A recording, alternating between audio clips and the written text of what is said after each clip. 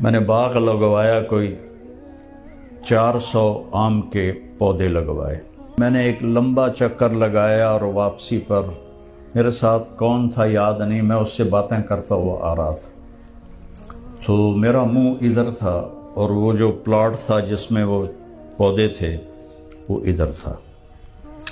تو اس سال کورا شدید پڑا، ہوا کی نمی برف کے ٹکڑے بن جاتی ہے، وہ زمین پہ گرتی ہے، اس سے چھوٹے پودے جل جاتے ہیں۔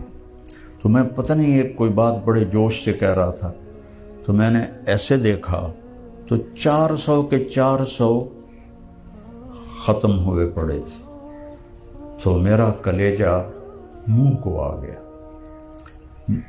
میری بات ہی بند ہو گئی۔